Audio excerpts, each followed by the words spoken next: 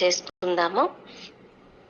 జీవము కలిగిన దేవ, జీవాధిపతి, సర్వాధికారి, శక్తి కలిగిన దేవ, యేసయ్యా నీ ఘనమైన పాదములకు స్తోత్రాలు, వందనాలు చెల్లించుకుంటున్నాను తండ్రి.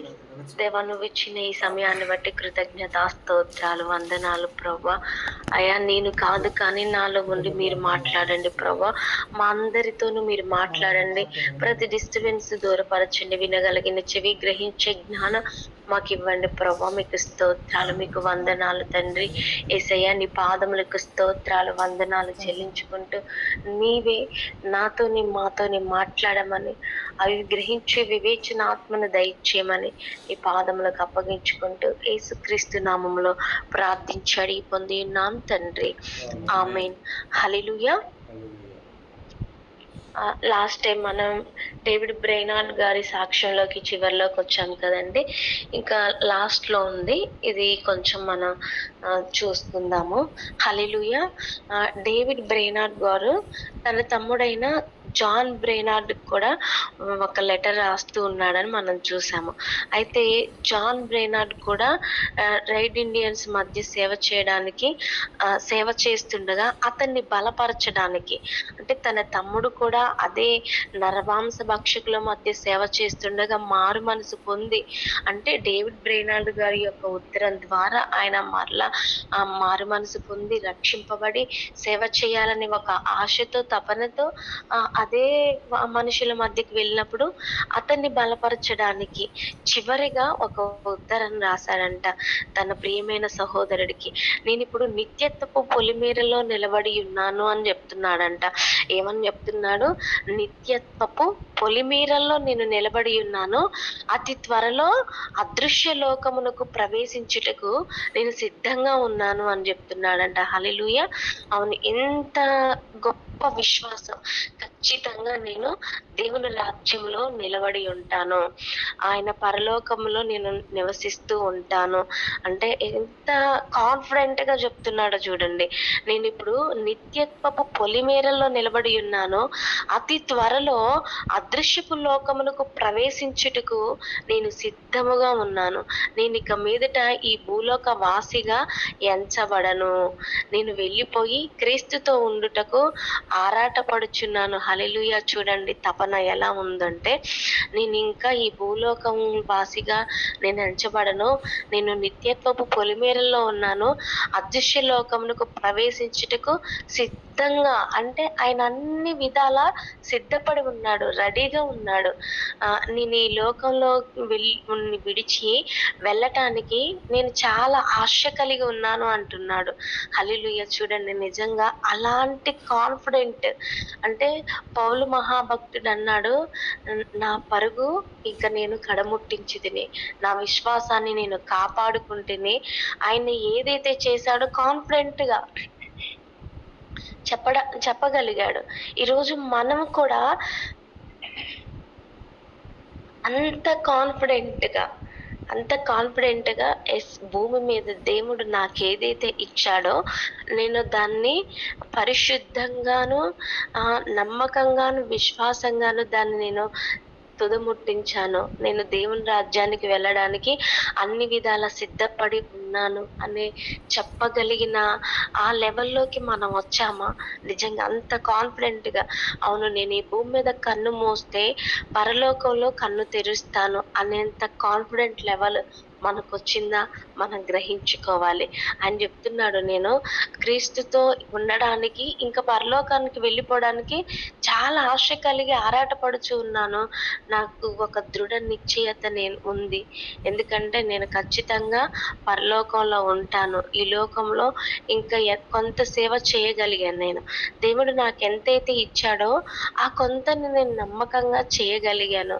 కాబట్టి నేను ఖచ్చితంగా పరలోకంలో ఉంటాను అని ఆయన దృఢ నిశ్చయతతో చెప్తున్నాడు. నా ఉద్దేశంలో కొంత స్వార్థము ఉంది, ఎందుకంటే దేవుడితో ఉండాలి అన్న ఒక ఆశ తపన ఉంది కాబట్టి నేను ఇలా చెప్తున్నాను. దానిని బట్టి నేను ఎన్నడూ సిగ్గుపడను, ఎందుకంటే కొంచెం స్వార్థం ఉంది అని చెప్తున్నాను చెప్తున్నాను గదా! ఆ స్వార్థాన్ని బట్టి నేను సిగ్గుపడేవాడని కాదు.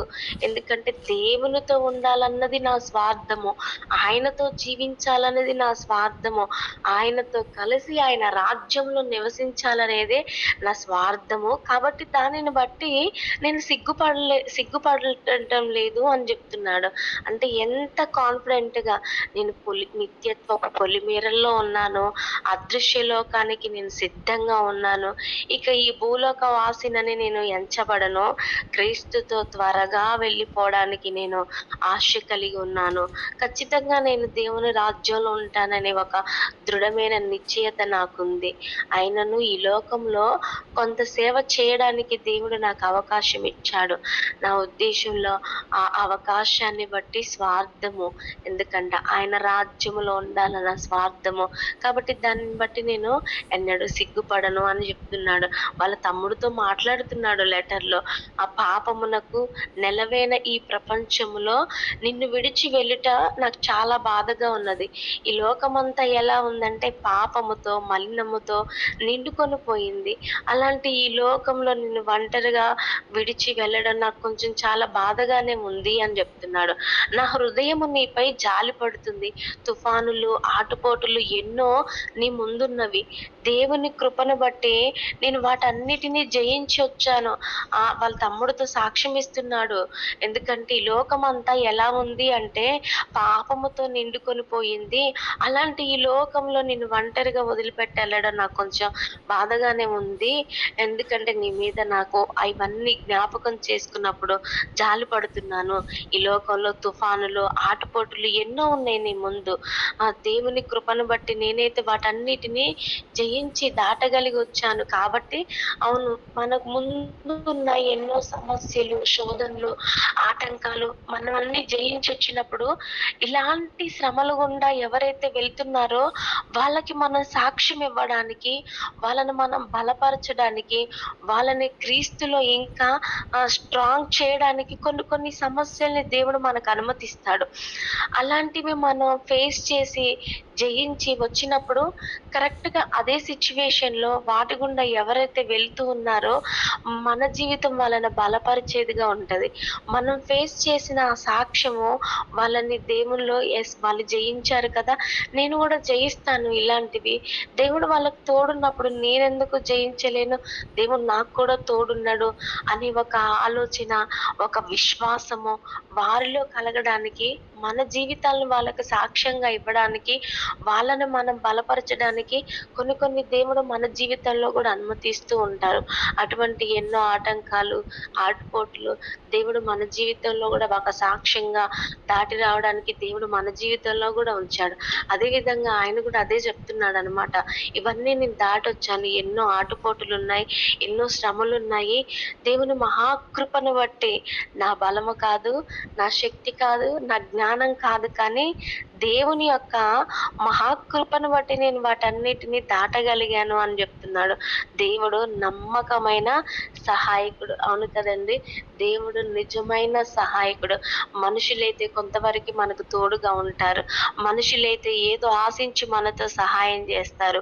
మనుషులైతే కొంతవరకు మన నుండి వాళ్ళకి రావాల్సిన సహాయం కానీ, అవసరం కానీ, వాళ్ళు ఏదైతే బెనిఫిట్ మన నుండి ఆశిస్తున్నారో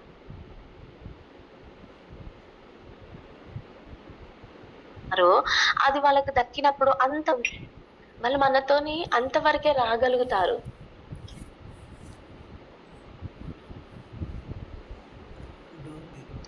తర్వాత వాళ్ళు మనతో రాలేరు. కానీ దేవుడు ఎలాంటి వాడంట? నమ్మకమైన వాడు.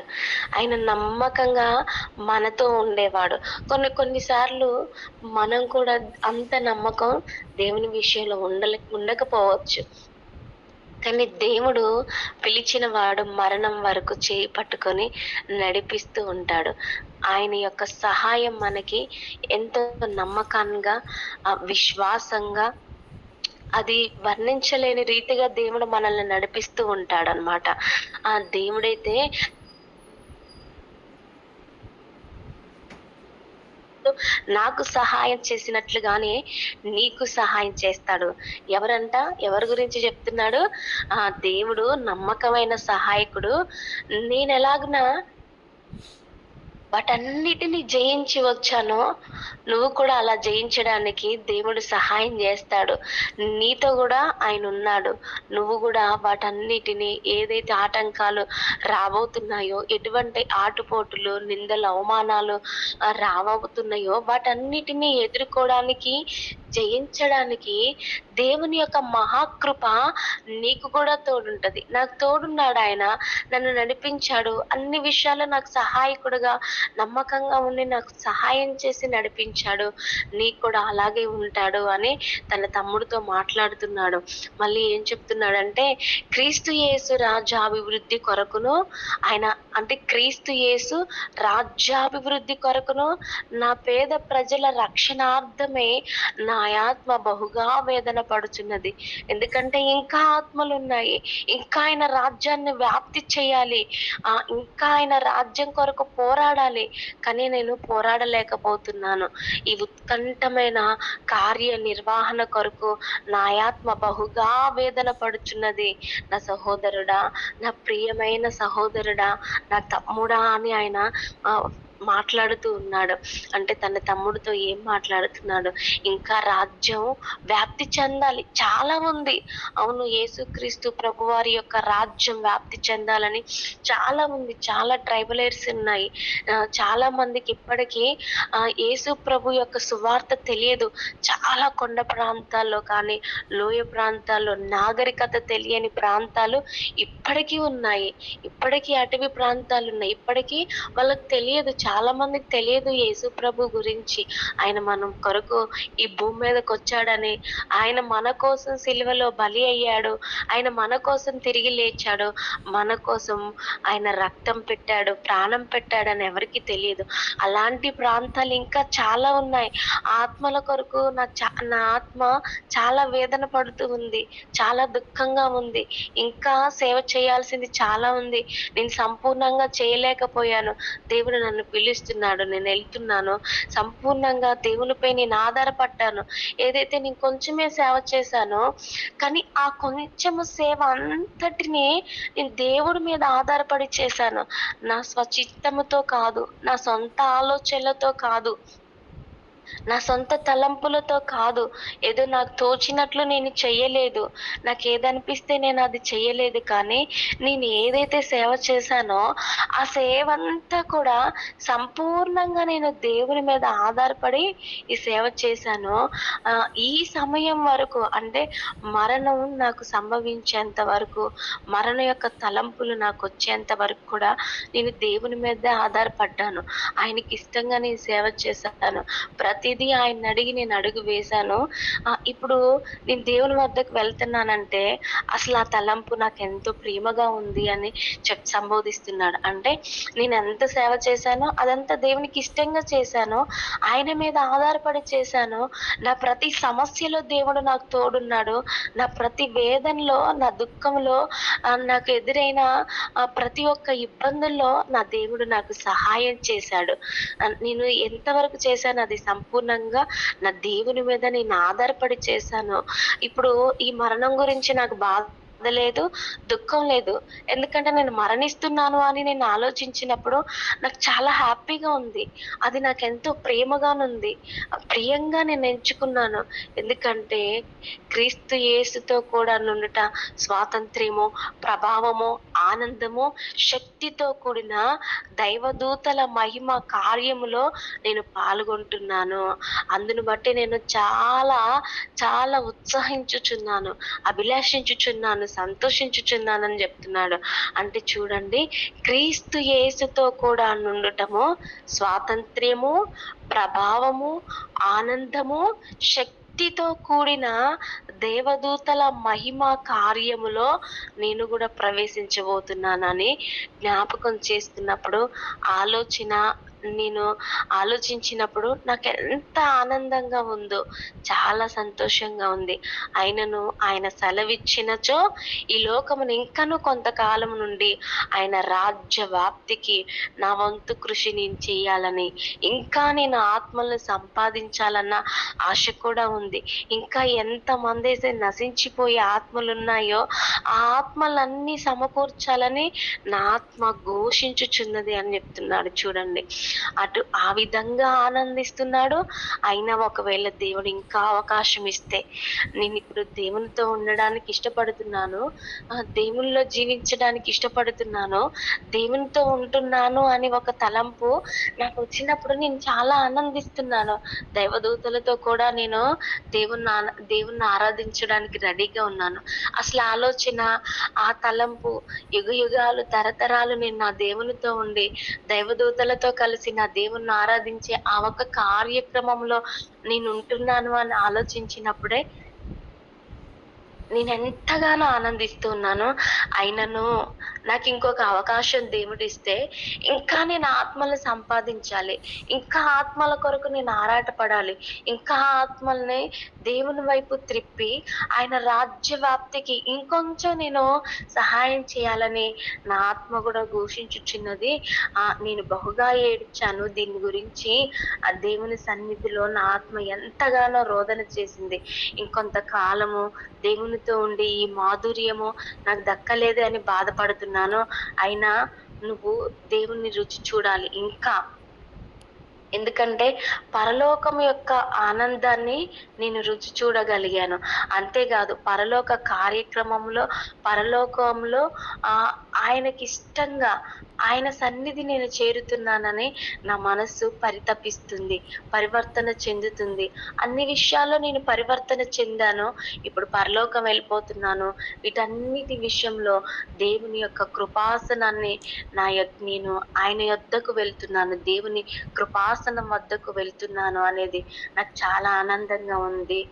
ఈ విషయంలో నేను ఇంకొంచెం సేవ చేసి ఉంటే, ఇంకొంచెం దేవుని కృపాసనం వద్దకు అనేక ఆత్మలను నిన్ను నడిపించలేదే అని కొంచెం దుఃఖం ఉంది. నా శరీర స్థితిని చూసినప్పుడు అయ్యో ఇలా అయిపోయింది అని కొంచెం బాధ ఉంది. ఈ బాధ వలన కూడా నేను చాలా క్షీణించాను అని చెప్తున్నాడు. అంటే ఆయనకి ఇంకా సేవ చేయాలి, ఇంకా దేవుని యొక్క కృపాసనం వద్దకు అనేక ఆత్మలను నేను నడిపించాలి అన్న ఆశ ఉంది. కానీ ఇంకా దేవుని సేవలో ముందుకు వెళ్ళలేకపోతున్నందుకు, ఆయన కృపాసనం వద్దకు ఇంకా అనేక ఆత్మలను నేను నడిపించలేనందుకు నా ఆత్మ నాలో చాలా దుఃఖించింది. దీని విషయమే నా శరీరం కూడా చాలా క్షీణించిపోయింది. నా బలహీనతల్లో చాలా నేను దిగులు చెందాను. బలహీనంగా నింపబడి సమాధానంతో లేనప్పుడు కూడా నా దేవుని కృప నన్ను ఆ బలహీనతల్లో బలపరిచింది, నన్ను సమాధానపరిచింది. ఆయన శాంతితో, ఆయన గంభీరతతో, ఆయన స్థిరత్వంతో నేను నింపబడి ఉన్నాను. అందుకే ఇలాగున నీకు వివరించగలుగుతున్నాను. నేను ఇవన్నీ పొందాను, అనుభవించాను కాబట్టి నీతో నేను షేర్ చేసుకోగలుగుతున్నాను. నా సాక్ష్యాన్ని నీతో పంచుకోగలుగుతున్నాను. ఇవన్నీ నువ్వు కూడా పరిశుద్ధతతో ఆపేక్షించినప్పుడు, పరిశుద్ధత వైపు నువ్వు గురిపెట్టి పరిగెడినప్పుడు, పరిశుద్ధత కొరకు నీ ఆత్మ తృష్ణ కొనుచున్నప్పుడు ఎల్లప్పుడూ నువ్వు కూడా అలాగే ఉండాలి, అలాగే పలకాలి. పరిశుద్ధత కొరకు నువ్వు పలకాలి, పరిశుద్ధత కొరకు నువ్వు పరిగెత్తాలి, పరిశుద్ధత కొరకు నీ ఆత్మ తపించిపోవాలి. అంతగా నువ్వు దేవునిలో ఉండాలి. దేవుడి సేవల పట్ల అంత గొప్ప ఉద్దేశం నువ్వు కలిగి ఉండాలి. వాళ్ళు తిరిగి మళ్ళీ పాపంలో పడిపోతారేమో, అప్పుడు పరిశుద్ధాత్మ దుఃఖపడతాడు. పరిశుద్ధాత్మ పాపంలోకి వెళ్ళిపోయినప్పుడు పరిశుద్ధాత్మ దేవుడు దుఃఖపడతాడు. అలా కావద్దు. జీవించుచెప్పుడు మనం ఇప్పుడు జీవిస్తున్న ఈ జీవితం దేవుడిచ్చింది. దేవునికి ఎప్పుడు ఆయన కృపా బాహుల్యానికి మనల్ని మనం అప్పగించుకోవాలి. నన్ను నేను అప్పగించుకున్నాను. నేను ఎప్పుడు పరిశుద్ధత కొరకు ఆపేక్షించాను, పరిశుద్ధత కొరకు గురువెత్తి పరిగెత్తాను. పరిశుద్ధత కొరకు నా ఆత్మ ఎంతో దినదినము పరిశుద్ధత కొరకైన నా ఆత్మ తృష్ణగొనింది. ఎల్లప్పుడూ నేను అదే పలికాను, పరిశుద్ధత నీవు ప్రభువా అనే పలికాను. పరిశుద్ధత పట్ల నేను ఆరాటపడ్డాను. ఎందుకంటే దేవుని సేవకులు అనేవాళ్ళు ఎవరైనా సరే పరిశుద్ధ జీవితాన్ని అలవాటు చేసుకోవాలి. పరిశుద్ధ జీవితం కోసం ప్రయాస పడాలి. పరిశుద్ధత కొరకు తపన పడాలి సేవకులు. పరిశుద్ధంగానే ఎల్లప్పుడూ దేవుని సేవ చేయాలి. పరిశుద్ధంగా మనల్ని మనం వెతుక్కొని ఆయన కృపా బాహుల్యానికి అప్పగించుకోవాలి అని ఈయన తన తమ్ముడితో చెప్తున్నాడు అన్నమాట. చెప్పి మరణించుచున్న నీ సహోదరుడు, ఇట్లు మరణించుచున్న నీ సహోదరుడు అని తన పేరు రాశాడు. చూడండి ఎంత గొప్పగా. నువ్వు పరిశుద్ధత కొరకు జీవించు, పరిశుద్ధత కొరకు తృష్ణగొను, పరిశుద్ధత కొరకు ఆరాటపడు. దేవుని సేవ చేస్తున్న సేవకులు ఎవరైనా పరిశుద్ధంగా ఆయన కృపా బాహుల్యాన్ని వెతకాలి. నువ్వు అలాగే ఉండు. నేను ఎన్నో శ్రమలు అనుభవించాను, శోధనలు అనుభవించాను, ఎన్నో ఆటుపోటులు ఈ భూమి మీద అనుభవించాను. అవన్నీ నీ కోసం ఎదురు చూస్తూ ఉన్నాయి. దేవుని మహాకృపను బట్టి నేను జయించాను, నువ్వు కూడా జయిస్తావు, భయపడకు. ఎందుకంటే ఆయన ఎంతైనా నమ్మదగిన సహాయకుడు, నీకు కూడా సహాయం చేస్తాడు అని వాళ్ళ తమ్ముడితో వివరిస్తూ ఉన్నాడు తన సాక్ష్యాన్ని.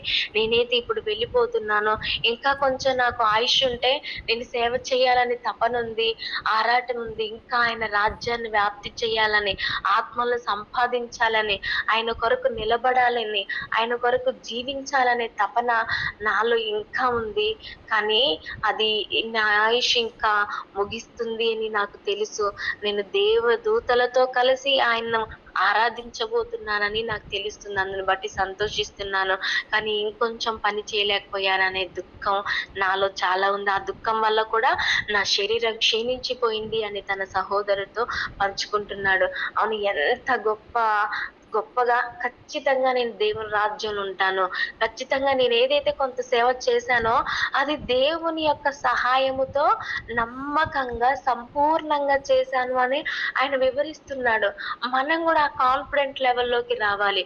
అవును, ఇప్పటి వరకు స్టార్టింగ్ నుండి ఈ క్షణం వరకు నేను ఏదైతే సేవ చేశానో అది దేవుని మీద నేను ఆధారపడి చేశాను. దేవుని యొక్క చిత్తాన్ని ప్రతి క్షణం గ్రహించుకొని నేను చేశాను.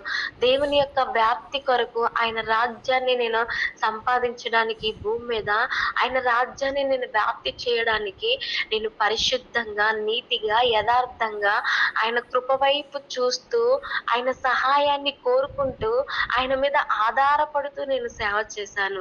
ఈ భూమి మీద ఈ క్షణమైనా నేను ఇక్కడ కన్ను మూస్తే ఆయన రాజ్యములో నేను కన్ను తెరుస్తాను అన్న కాన్ఫిడెంట్ మనకు కూడా, ఆ నిశ్చయత, ఆ దృఢత్వం మనకి రావాలి.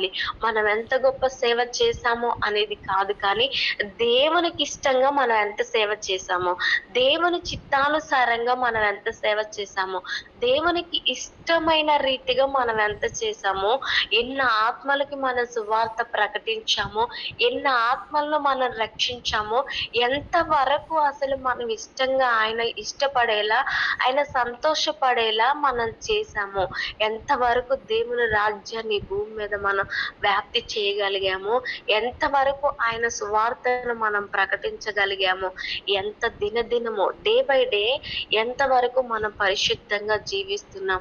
ఎందుకంటే వాక్యంలో చెప్తుంది లోకమంతా పాపముతో నిండుకొని పోయిందని. అవును, అటువంటి పాపపు లోకములో ఉన్నప్పుడు మన చూపు ద్వారానో, కొన్నిసార్లు మన వినికిడి ద్వారానో, మన నోటి ద్వారానో, కొన్నిసార్లు మనం ఫేస్ చేస్తున్న ఆ స్ట్రగుల్స్ బట్టి మన ఆలోచనలు కావచ్చు, మన తలంపులు కావచ్చు, కొన్నిసార్లు దేవునికి విరుద్ధంగా కూడా ప్రవర్తించవచ్చు. ఎందుకంటే మనం మనుషులం కాబట్టి మనం ఫేస్ చేస్తున్న ఆ స్ట్రగుల్స్ మనల్ని కొన్నిసార్లు ఆ రీతిగా ఆలోచించడానికి అవకాశం ఉంటది, ఆ రీతిగా తలంచడానికి అవకాశం ఉంటది, ఆ రీతిగా ఆలోచించి మాట్లాడే విధానం కూడా కొన్నిసార్లు ఆ రీతిగా నడిపిస్తూ ఉంటది. కానీ అలాంటి సిచ్యువేషన్ లో కూడా దేవునికి నమ్మకత్వాన్ని మనం చూసినప్పుడు దేవుడు బహుగా సంతోషిస్తాడంట. అవును, మన పిల్లలు మనల్ని సంతోషింపజేసినప్పుడు మనం వాళ్ళు అడగకుండానే వాళ్ళకి ఇష్టమైన మనం ఇస్తూ ఉంటాం కదా.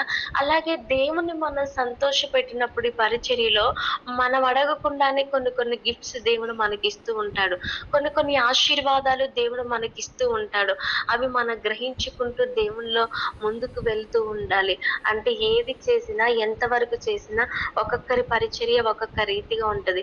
ఎవరి పిలుపు వాళ్ళది, ఎవరి దర్శనం వాళ్ళది, ఎవరి తలాంతులు వాళ్ళయే. అన్ని పరిచర్యలు ఒకే విధంగా ఉండవు. అందరి పిలుపు ఒకే విధంగా ఉండదు. దేవుడు ఒక్కొక్కరిని ఒక్కొక్క రీతిగా పిలుస్తాడు. ఆయన పిలిచిన పిలుపులో మన పరిచర్య ఏ రీతిగా నడుస్తూ ఉంది? మన దేవునికి ఇష్టంగా, ఆయన సన్నిధిలో మనం ఇష్టంగా పనిచేస్తున్నామా లేదా? ఒకవేళ ఈవెన్ ఈ క్షణమైనా దేవుడు నన్ను పిలిస్తే ఆయన రాజ్యానికి వెళ్ళడానికి నాకు అర్హత ఉందా లేదా? ఇంకా నేను సరి చేసుకోవాలా? ఇంకా నేను ఏదైనా లోపాలుంటే అవి తీసేసుకోవాలా? ఇంకా పరిపూర్ణతలోకి నేను దేవుని సేవలో పరిపూర్ణతలోకి రావాల్సి ఉందా? అవన్నీ మనం సరి చేసుకుంటూ డే బై డే, దేవా ఈరోజు నేనెలా ఉండాలి? ఈ రోజంతా నా చూపులో పరిశుద్ధత ఉండాలి ప్రభువా. నా చూపు పరిశుద్ధంగా ఉండట్లేదు. నేను పరిశుద్ధంగా ఉండాలి ఈరోజు అని ఏ డే కాడే మనలో ఏదైతే బలహీనత ఉందో, ఏదైతే మిస్టేక్ ఉందో దాన్ని ఆ రోజు లేవగానే దేవుని యొద్ద ఒక ఛాలెంజ్ చేస్తూ, ఈరోజు నేను ఇది ఉండగలగాలి, ఇలా కంట్రోల్‌లో ఉండగలగాలి, ఇలా నేను ప్రేయర్ చేయాలి, ఈరోజు ఇలా సువార్త ప్రకటించాలి, ఈ రోజంతటిలో నీకిష్టంగా నీ మీద ఆధారపడి నేను జీవించాలి ప్రభువా, నీ పని చేయాలని ఏ డే కాడే, ఏ మంత్‌కి ఆ మంత్ మనం ప్రేయర్ చేస్తూ ఉన్నప్పుడు దేవుడు మనల్ని చూసి చాలా సంతోషిస్తాడు. పడిన చోటే ఉండి అయ్యో నేను పడిపోయాను ఎలా ఎలా ఎలా దేవుడు నా ప్రేయర్ ఆలకిస్తాడో లేదో, నన్ను అంగీకరిస్తాడో లేదో, మళ్ళీ నేను సువార్త ప్రకటించొచ్చో లేదో, నేను పరిచర్యలో ముందుకెళ్ళొచ్చో లేదో అనుకుంటూ అక్కడే ఉండి దుఃఖపడడం కాదు. కానీ ఏదైతే మిస్టేక్ మన లైఫ్ లో జరిగిందో దాన్ని వెంటనే ఆ క్షణం వెంటనే దేవుని వద్ద ఒప్పుకొని దాన్ని అసహించుకొని దాన్ని విడిచిపెట్టి మళ్ళీ మన న్యూగా డే బై డే న్యూగా మనం స్టార్ట్ చేసి దేవునిలో వెళ్ళినప్పుడు దేవుడు అక్కడే ఉండి ఆ పాపంలోనే జీవించే విధంగా ఉంటే ఇష్టపడడు. కానీ దాన్ని గ్రహించుకొని దాన్ని విడిచిపెట్టి దేవునిలో మనం కొనసాగుతున్నప్పుడు దేవుడు బహుగా మనల్ని సంతోషిస్తాడు. మనల్ని చూసి ఆయన మన చేయి పట్టుకొని మనం ఒక్క అడుగు దేవుని కోసం వేసినప్పుడు దేవుడు మన కోసం 99 అడుగులు వేసి ఆయన చెయ్యి పట్టుకొని మనల్ని నడిపిస్తాడు. ఆయన మనల్ని ఏదైతే పిలిచాడో ఆ పిలుపులో ఎక్కడ మనం పడిపోకుండా నమ్మకంగా మనం నడవాలని ఆశ కలిగినప్పుడు, ఆ నమ్మకత్వం చూపించడానికి ఆరాట పడుతున్నప్పుడు, పరిశుద్ధతలో కొనసాగడానికి మనం ప్రయాస పడుతున్నప్పుడు దేవుడు మన చేయి పట్టుకొని ఆశపడిన మన ప్రాణాన్ని తృప్తిపరుస్తూ ముందుకు కొనసాగడానికి దేవుడు సహాయం చేస్తాడు.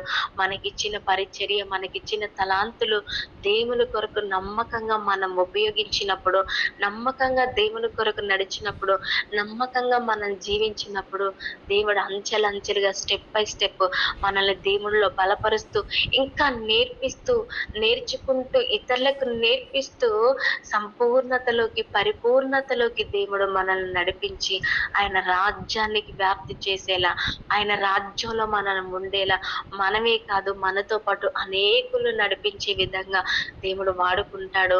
మన ఊహకు అందని ఆశీర్వాదాలు దేవుడు మనకిస్తాడు.